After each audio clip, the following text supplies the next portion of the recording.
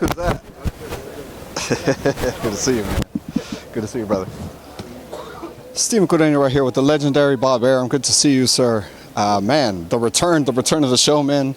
Teofimo's in a tough fight against a guy who maybe doesn't have the name recognition that, you know, some of the other top guys right in the division, but he's still a tough fighter. How do you know, what advice do you give to a fighter kind of not fall in the trap of, you know, just because it's not a big name doesn't necessarily, it's still a tough fight? You know, Teofimo always had and has a good boxing brain. So I don't have to give him advice about that. He knows what he's facing. But he wants only tough tests because he feels if he goes in with a fighter that's not up to him in ability, he's just wasting his time. So this is a very competitive fight. But when I met with Teofimo and he told me that he wants to get back in the ring, that's what he told me. Don't give me some tomato can I can roll over. Give me a guy who is somebody who really tests me. You know, he was very vocal about that. You know, he talked to Devin Haney, reached out to him himself. They spoke on the phone, and that, you know, it just didn't come to fruition. You know, I know there was, you know, that offer that the Haney said they sent to Shakur for 25%. Why was it maybe that there was no, you know, offer coming from Devin's side for Teofimo? Well, you know, I know Devin and his father very, very well, and we communicate. I've done a number of fights for Devin. But Bill Haney, Devin's father, knows that if he's going to be serious about a proposal, he talks to me, he talks to Top Rank, and we arrange for Teofimo to either accept it or decline it, and no such offer has come. So everything else is just baloney, really is. If Teofimo, if Devin wants to fight Teofimo, and that's a big, big fight, you know, no problem. We're happy to arrange it, and it will be a big, big event. You know, at one point, Oscar told me, Oscar De La Hoya, that Ryan Garcia wanted to fight Teofimo. So we had a meeting and arranged everything, and Garcia pulled out. Maybe Garcia never authorized De La Hoya to make that proposal. So until the fighters agree, until everybody sits down and works out a contract, it's all talk, it's all nonsense, and we shouldn't be listening to it. Because obviously if Teofimo gets through this fight with Ortiz, sure, we would like to put him with Haney or with Garcia. Those would be major fights. Why not? But again, people in boxing realize that Teofimo is a very, very good fighter, and he's what we call a tough out. Very hard to beat him. Teo mentioned that, glad you brought up the Ryan Garcia thing. He said, you know, that he was offered like $1.5 million. Oscar said that was never the amount that they offered him. Where is Teo getting this number from? It's a nonsense. We worked out a deal based on percentages, and it was not for Oscar to pay Teofimo. We would pay Teofimo out of our percentage, and Oscar would pay Ryan Garcia.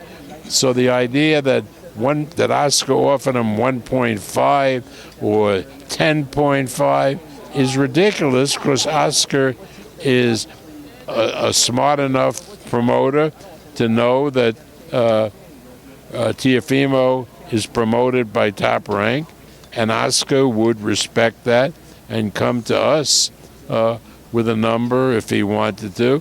And we never ever discussed numbers, because we discussed percentages, and then it was for Top Rank to talk to Teofimo to work out a guarantee against an upside. And that never happened. Glad. Thank you for clearing that up. Another one of your fighters, same division, or pretty close, right? Well, 135. Shakur recently retired. On Twitter, Teo himself, kind of did something similar. Retired after a big victory, and obviously is back, right? Within a year. I heard you earlier say you haven't talked to Shakur, but where do you think that comes from Shakur? Where it just gets frustrated, I guess, with the business of boxing and decides to retire. First of all, you got to understand Shakur is a tremendously talented fighter. And being talented, he's also ambitious. So he wants to keep progressing. He wants to fight big fights. And when the big fights that he wants are not available, he gets frustrated.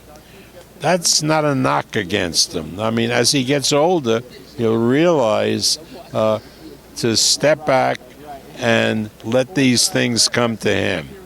But at this point in his life, he is very impetuous, and he gets very disappointed if he can't get a fight that he thinks he's entitled to.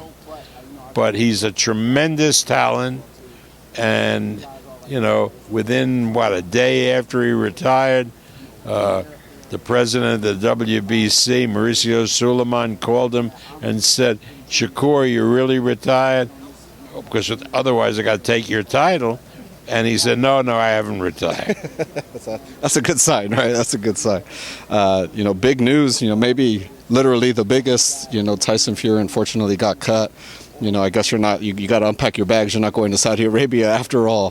May 18th seems like a quick turnaround. I know it's only 11 stitches, but, you do have to spar before that, right? You do have to kind of get in the ring before that. Is that any concern with that? I know you had the experience with George Foreman and Ali.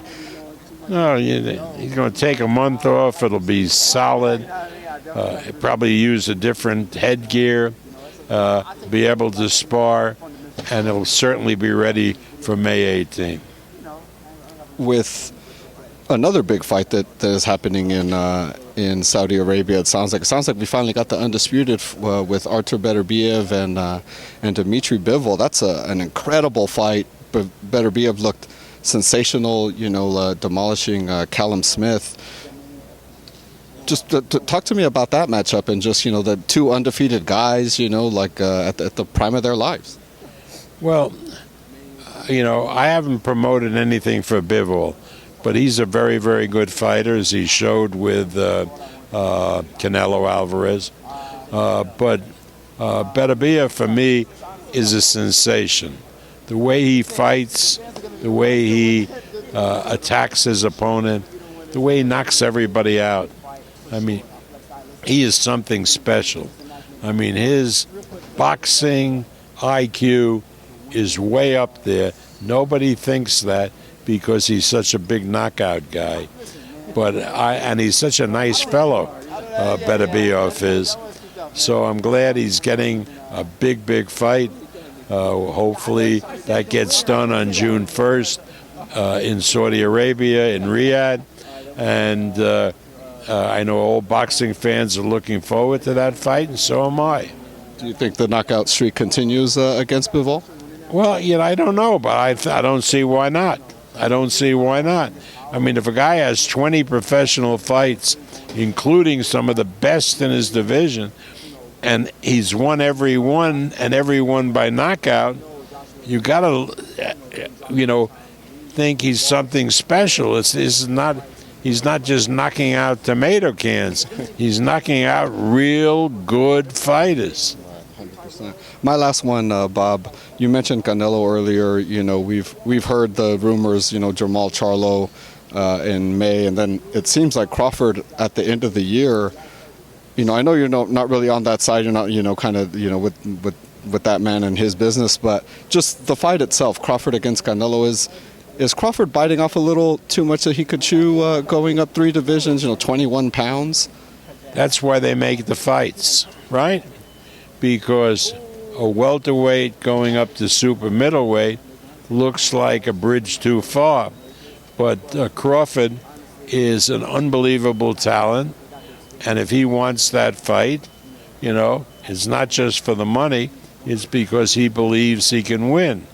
Whether he's able to win or not, that's why they do the fights. Right. So, guess we'll see. That's another guy who's been calling out, or maybe one of the only guys I feel is calling out Crawford is Teofimo. I mean, is that something you'd be interested in putting together, a Teofimo versus Crawford? Maybe clear up, who the first really was to undisputed. You know what I mean? First two-time male undisputed. well, that I think that would be a great fight.